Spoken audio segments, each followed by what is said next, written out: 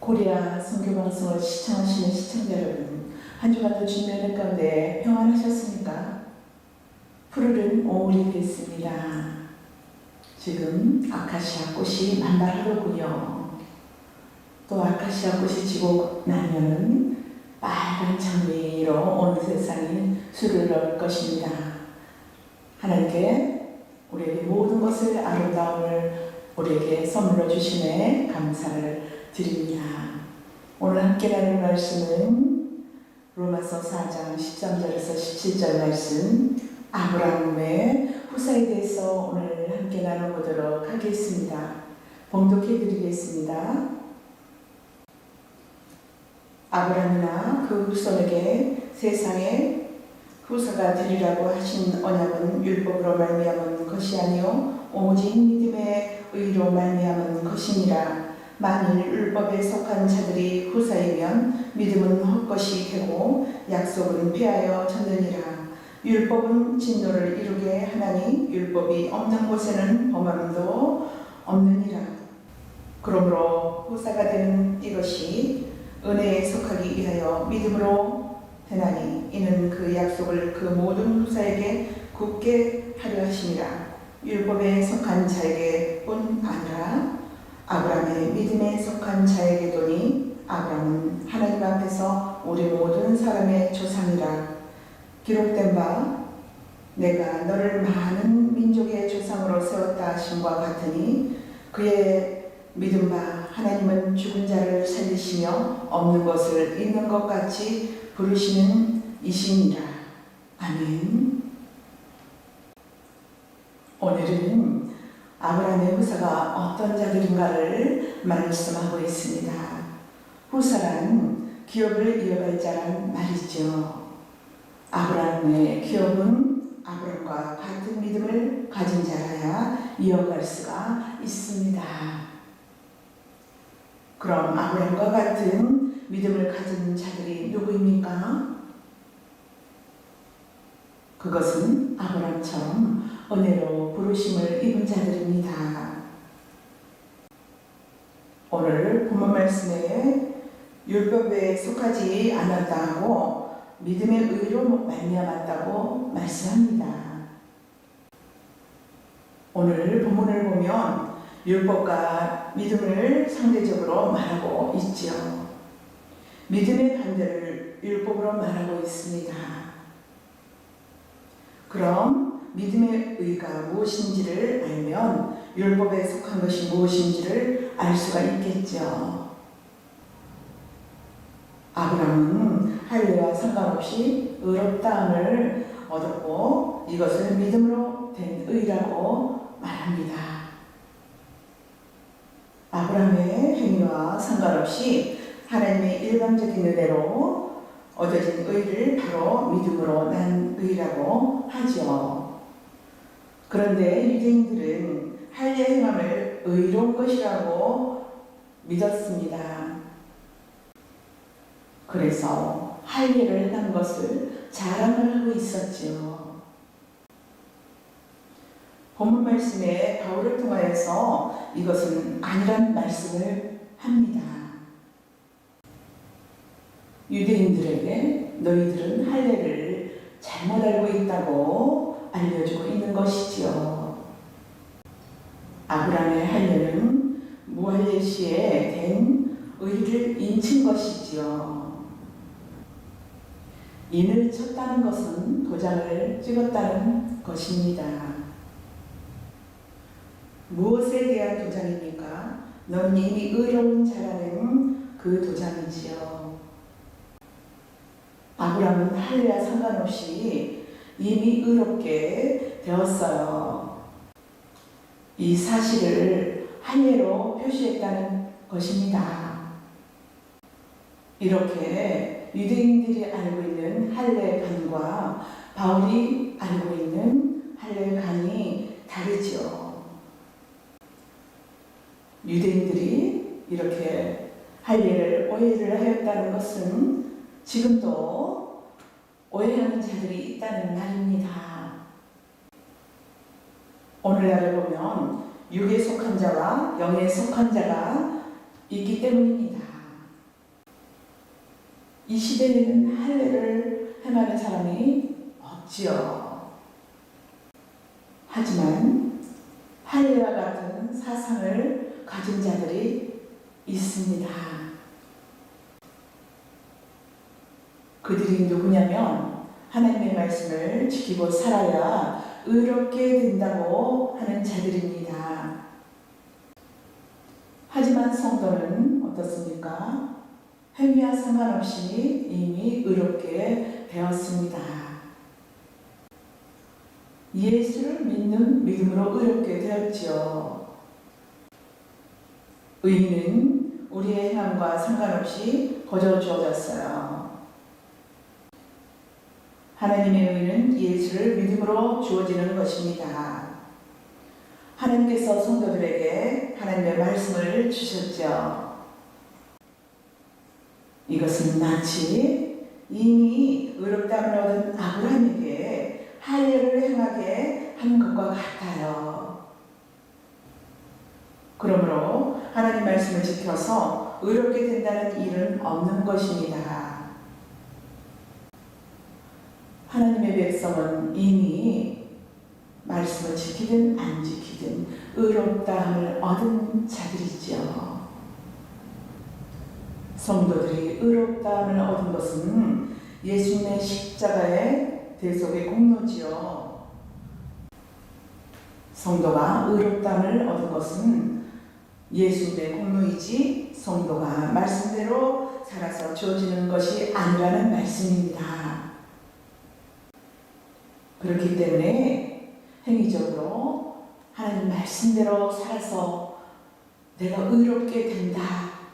그런 말씀은 틀린다는 말씀입니다. 하나님께서 일찍이 아브라함에게 후손을 주고 땅을 준다고 약속을 한 그 약속입니다. 하나님께서 아브라함에게 약속하실 때는 아브라함에게는 후손도 없었고 땅도 없었을 때이지요. 아무것도 아브라함에게 없었을 때 약속을 한 것입니다. 무에서 유로 약속하고 있는 것이지요. 아브라함에게 찾아가신 하나님은 없는 데서 있게 해주시는 창조주입니다. 그래서 아브라함에게 창조에 속한 약속을 한 것입니다. 아브라함에게는 자기 가능성이 없어야 합니다. 우리도 그렇죠. 오늘날에 우리도 내가 가능성, 내가 내 힘으로 그 가능성을 내 힘으로 나타내고 그럴 때 지금 아브라함과 같은 상태입니다. 그래야 없는 데서 하나님께서 간섭하심으로 믿음으로 나가게 됩니다. 그렇죠. 우리도 내가 내려놨을 때, 내가 부족하다고 느꼈을 때 하나님께서 역사하시고 하나님의 영광이 나타나고 그렇습니다. 아브라함을 하나님의 간섭으로 아브라함이 되듯이 없음에서 있음으로 가는 과정에서 하나님의 일하심이 담겨져 있게 되어 있습니다. 그러므로 하나님께서 아브라함을 모든 것을 가진 갈대아 우르에서 아무것도 없는 곳으로 빼내는 것입니다. 갈대아 우르에는 모든 것이 다 있습니다. 거기에서 복을 주면 있음에서 있음으로 확장되겠죠. 그럼 없는 데서 있게 하신 하나님을 알 수가 있겠어요? 알 수가 없습니다. 그래서 하나님께서는 아브라함을 모든 것이 있는 곳에서 아무것도 없는 곳으로 빼내는 것이지요. 아브라함을 찾아가신 하나님은 창조주 하나님이시죠. 없는 것을 있게 하신 하나님이십니다. 창조란 없음에서 있음이 되는 것입니다.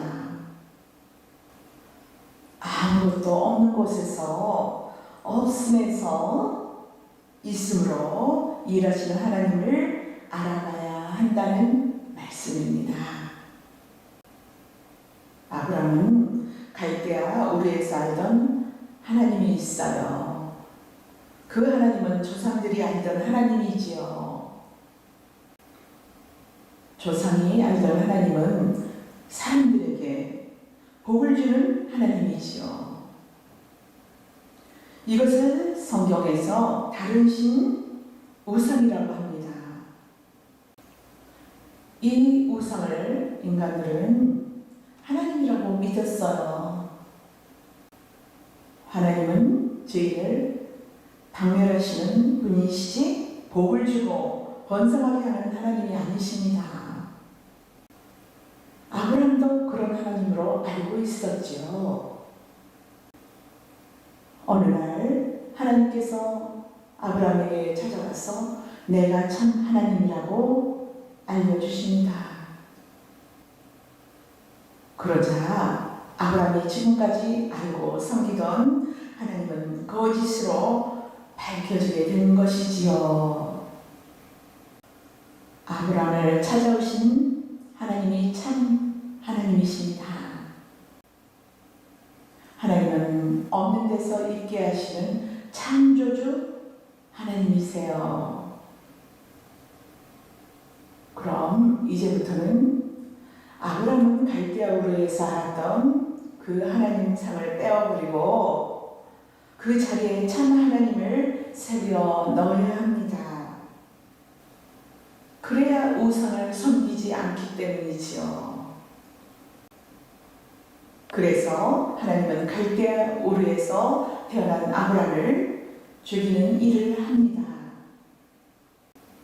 그리고 하나님으로부터 거듭난 아브라함으로 만들어 가시지요.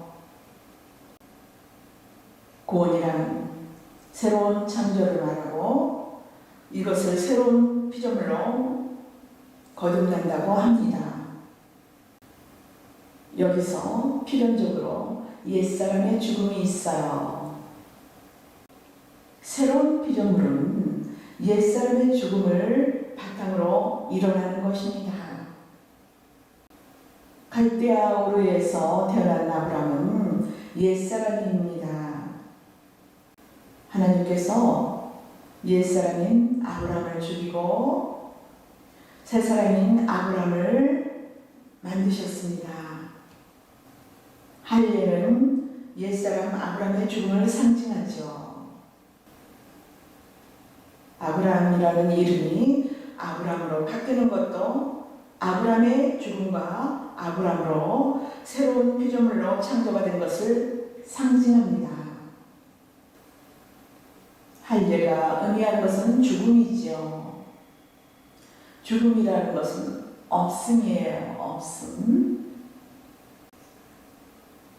창조는 없음에서 있음으로 일어나는 사건이에요. 그러므로 할례받은 자에게서 어떤 일들이 일어난다는 것은 하나님께서 그 사건에게 창조에 속한 일을 하셨다는 말입니다. 하나님은 아브라함이 죽은 그 자리에 아브라함이라는 사람을 새로 만들었어요. 창조에 속한 일을 하셨습니다. 그래서 아브라함이라는 죽은 자에게서 아브라함이라는 산자가 나온 것이에요. 이것이 바로 없음에서 있음으로 창조되는 사건을 함축하고 있는 것입니다.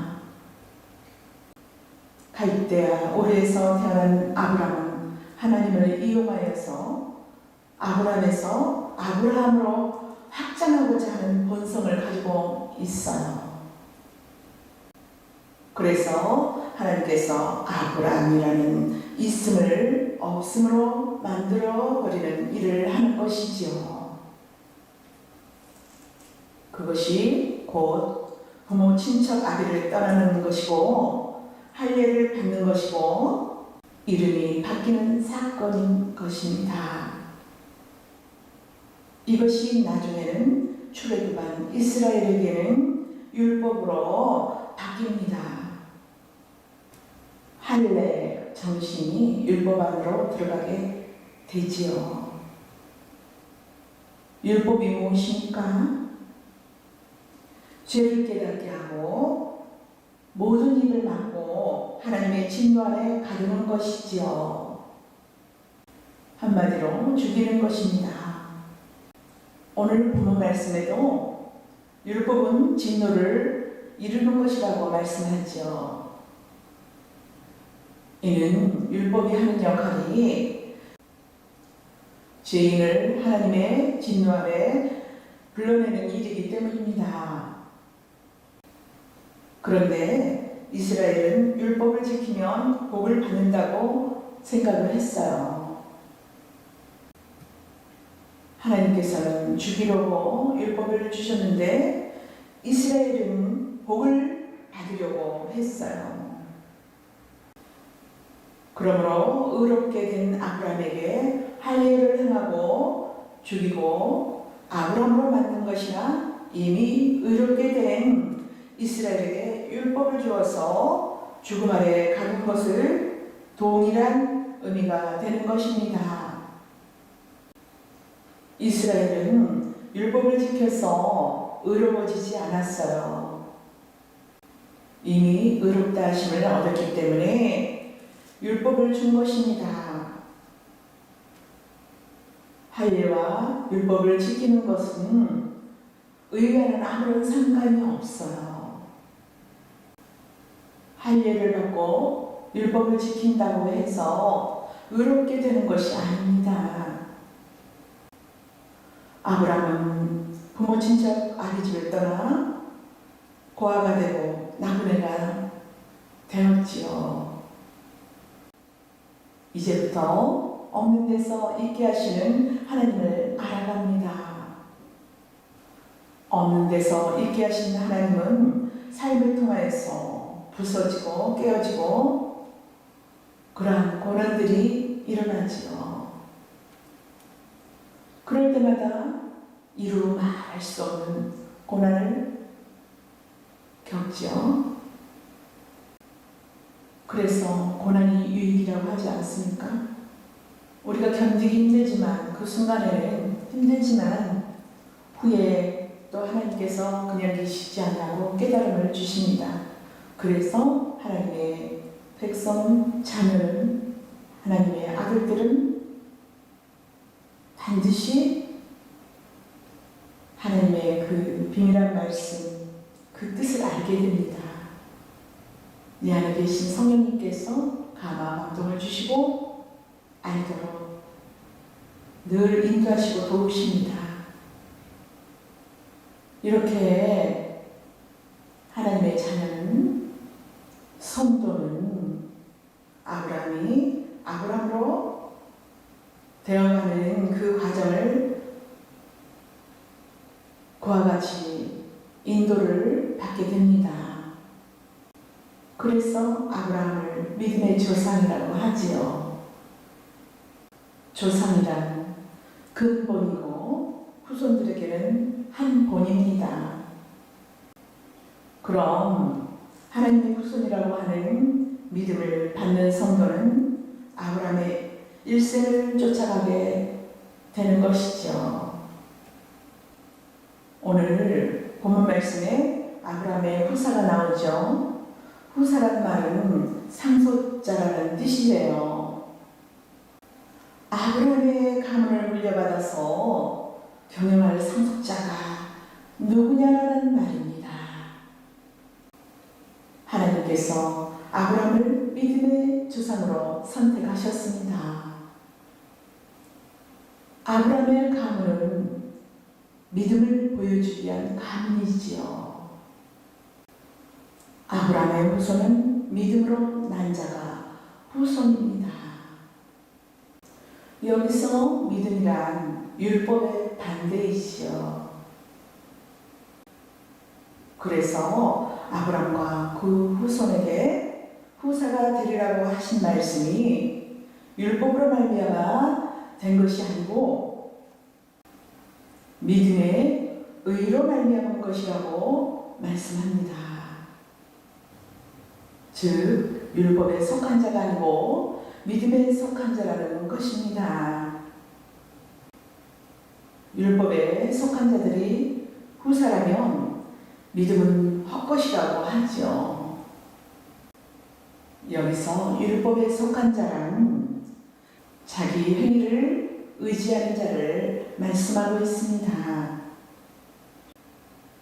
하나님께서 아브라함에게 후사를 준다고 약속을 했습니다. 그 후손이 바로 이삭이에요. 이삭 속에는 아브라함과 사라의 공로가 조금 더 들어가 있지 않습니다. 도리어 하나님의 약속을 믿지 않았다는 불신앙만 들어가 있죠.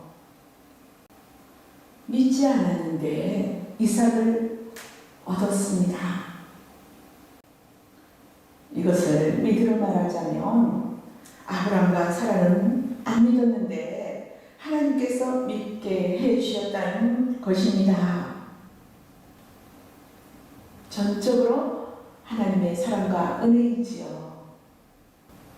오늘날의 우리들의 믿음도 그렇습니다. 내가 믿는 것이 아닙니다. 하나님께서 전적으로 이미 우리에게 의로운 자라 칭해 주셨고 믿음을 주셨습니다. 그래서 우리가 믿어지는 것입니다. 그래서 또 우리가 순종을 하게 되지요. 감사가 나오고 찬양이 나오지요. 성도가 받은 구원은 자신의 그 구원받은 것에 대해서 자랑거리가 없습니다. 예수 그리스도를 자랑하고 하나님의 크신 사랑과 은혜를 감사하고 찬미하는 믿음으로 난 후사들 하나님의 자녀들이 되시기 바랍니다. 감사합니다.